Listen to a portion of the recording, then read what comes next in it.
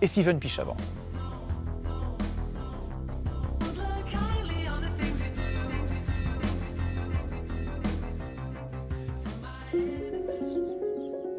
À une centaine de kilomètres à peine de la frontière française, un petit aérodrome suisse. Vous n'entendez presque rien. C'est normal. Juste un léger bruissement d'hélice. À peine, de quoi troubler la quiétude des riverains.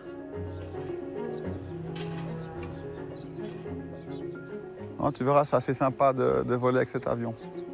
Ce matin-là, l'explorateur suisse Raphaël Donjean a invité son copain Patrick Sen, un pilote chevronné, à découvrir une drôle de machine. En fait, on a deux batteries, la batterie avant et la batterie arrière qui se trouve juste derrière nous. Un avion électrique. Voilà. Le premier au monde à avoir obtenu la certification européenne. Un permis de voler, en quelque sorte. Raphaël Donjean a eu le coup de cœur pour ce petit biplace révolutionnaire. Il aime le faire partager. Bonjour, Hôtel Bravo, Sierra Yankee Hotel. Depuis le parking et on roule pour le run-up de 7.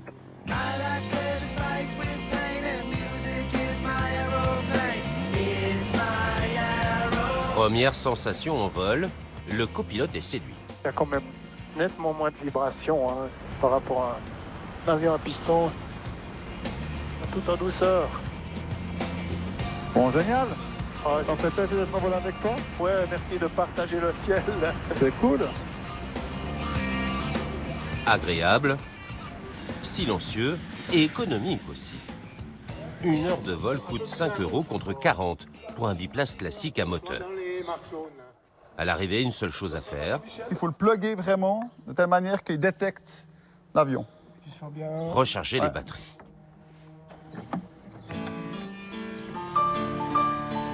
La nouvelle pépite du ciel est née ici, en Slovénie. Ce petit état montagneux issu de l'ex-Yougoslavie. Le père du Vélis, c'est lui, Ivo Boscarol. Hi Mary. How are you doing? Comment ça va? Okay, very nice. Allez, bonne journée. Very nice day. Bye bye. Our customer. C'est un de nos clients aux Pays-Bas. Ce matin, il vient prendre des nouvelles d'un prototype hybride à 4 places. Le problème est presque résolu. On va pouvoir l'essayer sur l'autre prototype alors. Encore un avion expérimental. La passion de l'aviation, Ivo Boscarol l'a toujours eu. Quand j'étais gamin, je passais mon temps à regarder voler les avions. Mais du temps de l'ex-Yougoslavie, on n'avait pas le droit de voler, sauf si on était militaire. Il fait alors voler en cachette, à la tombée de la nuit, ses premières inventions. Puis des deltaplanes, dont la forme rappelle une petite chauve-souris de la région, la pipistrelle. Pipistrelle, une marque est née. 30 ans plus tard, la petite chauve-souris a fait bien du chemin. Sur un air de pop slovène, les ouvriers assemblent les différents modèles.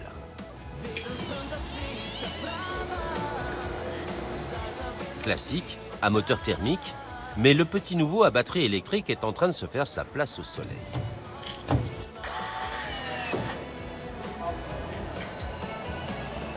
Le directeur des ventes, Tadej Odzic, est ravi. Un avion sort chaque jour des chaînes de montage. Le carnet de commande est plein.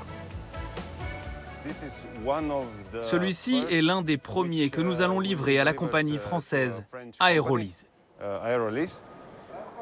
La société bretonne de location d'avions en a commandé 50. Ils serviront uniquement à la formation des pilotes. Car le point faible du Vélis, comme pour les voitures électriques, est son autonomie. Les batteries permettent à peine 1 heure de vol. Aujourd'hui, nous pouvons voler 1 heure, mais dans 5 ans, on sera capable d'effectuer des vols de 2 à 3 heures, car la capacité des batteries va progresser. À 2 pas de l'aérodrome slovène où l'aventure a commencé, un fier bâtiment de verre. Le siège de Pipistrel. Au début des années 2000, Ivo Boscarol est encore un tout petit constructeur. Mais il pressent déjà que l'aviation ne peut plus continuer à brûler impunément 1 milliard de tonnes de kérosène par jour. Si vous regardez notre Terre depuis l'espace, vous verrez une mince ceinture bleue. C'est l'atmosphère. Vous pouvez passer des semaines sans manger, des jours sans boire, mais seulement quelques minutes sans oxygène. Aussi, c'est le devoir de chacun de contribuer à ce que l'air continue à être respirable. Il y a 20 ans, on a commencé à imaginer une électrification des avions parce qu'ainsi, il n'y aurait pas d'émissions de gaz carbonique. C'est très propre. Aussi modeste soit-il, le petit biplace slovène est un premier pas vers le futur. Quelques pilotes de renom, dont Raphaël Donjan, l'ont bien compris. L'an dernier, ils ont réalisé un mini-raid de 3 jours entre Lausanne et Aix-en-Provence. Des étapes limitées à 130 km à cause de l'autonomie. Le défi a pris pour nom l'électropostale, en référence à la prestigieuse épopée de l'aéropostale. Mermoz, Saint-Exupéry, Guillaumet, des noms de légende. Au sortir de la Première Guerre mondiale, ces pionniers inventent l'aviation civile, les vols transatlantiques, la périlleuse traversée des plus hauts massifs montagneux d'Amérique latine. Une nouvelle page de l'aviation est en train de s'écrire. L'aventure est nettement moins épique dans un bureau. Mais ces ingénieurs ont cette part de rêve en tête. Ils viennent du monde entier pour relever le défi. 13 nationalités cohabitent. Andrés Nidar est né en Argentine. Il avait une bonne situation, un avenir assuré à Toulouse, dans une société qui avait pour client Airbus. Il a pourtant fait le choix de la petite Slovénie. Le problème d'une compagnie aussi grande comme Airbus ou comme d'autres compagnies déjà établies et beaucoup plus grandes, c'est beaucoup plus difficile de mettre en place des innovations sur petites entreprises, je pense, de guider cette innovation et après elles vont bouger, elles vont passer aux entreprises plus grandes. Andrés Nidar travaille sur plusieurs projets, comme cet avion cargo hybride à décollage vertical. Mais le projet le plus ambitieux, c'est ce futur avion d'affaires de 19 places. Le marché est énorme car plusieurs dizaines de milliers d'appareils vont devoir être remplacés rien qu'en Europe.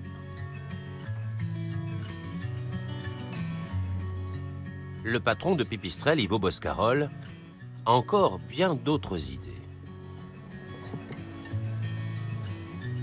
Comme ce taxi volant que le grand public pourrait découvrir lors des Jeux Olympiques à Paris en 2024. 4 sociétés, dont Pipistrel, ont été approchées par Uber pour développer un taxi volant. C'est une sorte de voiture qui se déplace dans le ciel et peut transporter 5 personnes. Ce taxi décolle verticalement sans provoquer de nuisances sonores. Il peut voler d'immeuble en immeuble, d'un endroit à un autre. Nous repartons en Suisse pour continuer à rêver. L'avion du futur est apparemment une source inépuisable d'imagination. Sur l'aérodrome de Payerne, un hangar entrouvert laisse dévoiler un avion du 3e type, aux longues ailes recouvertes de panneaux sonores.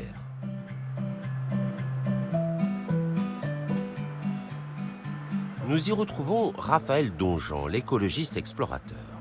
Son rêve, emmener son prototype dans la stratosphère à la seule force du soleil. Notre objectif, c'est de monter dans la stratosphère, ça veut dire au moins entre 16 et 18 km. Puis on aimerait bien aller à 20 km, ce qui serait quand même assez sympa, parce qu'on voit vraiment la courbure de la Terre. Et on a vraiment l'impression d'être dans l'espace. Au-dessus, il fait nuit, la lumière elle est en dessous. Et ça, ce serait quelque chose de génial. Le vol, tel que l'imagine Raphaël Donjan sur ses images de synthèse, devrait avoir lieu l'an prochain.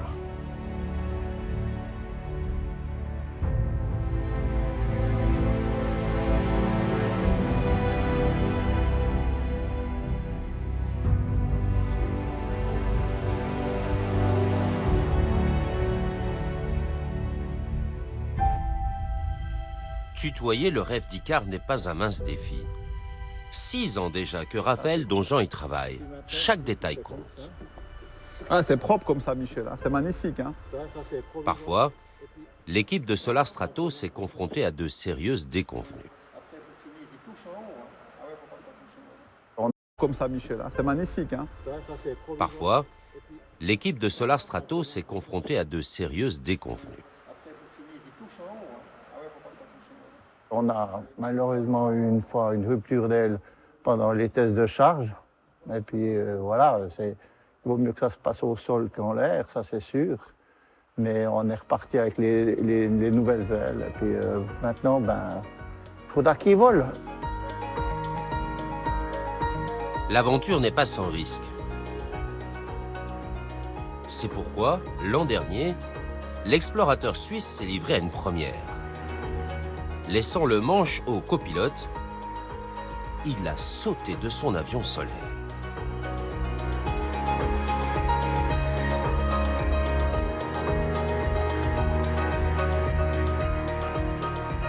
Une précaution en cas de pépin.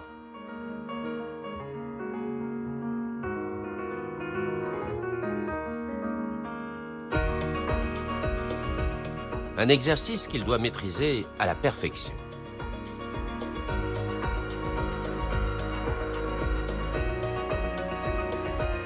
Son amie Géraldine Fasnacht, une spécialiste du saut, l'entraîne régulièrement.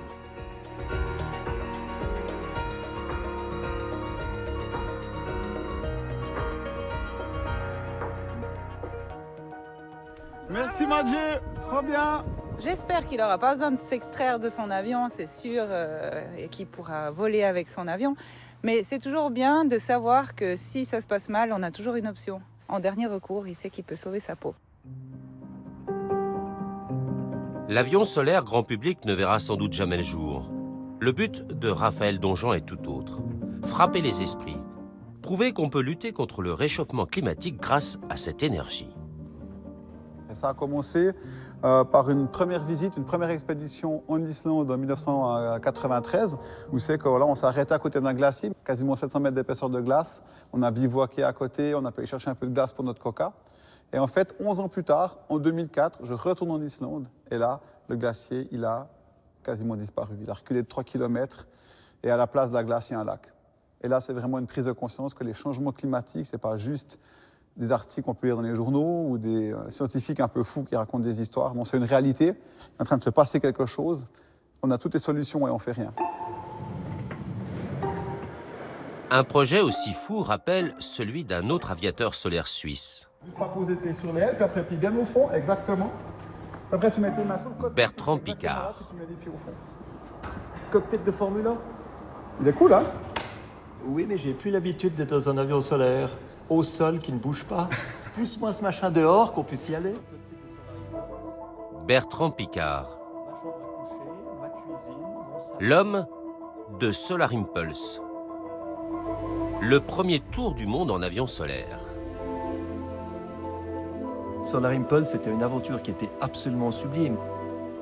Quand vous volez en sachant que vous pouvez voler aussi longtemps que vous voulez, qu'il n'y a pas de bruit, qu'il n'y a pas de carburant, qu'il n'y a pas de pollution, puis vous êtes là tout seul dans un avion expérimental qui fait quelque chose qui n'a jamais été fait avant. Vous vous dites vraiment, là, nous sommes des pionniers, nous ouvrons une voie. C'est extraordinaire.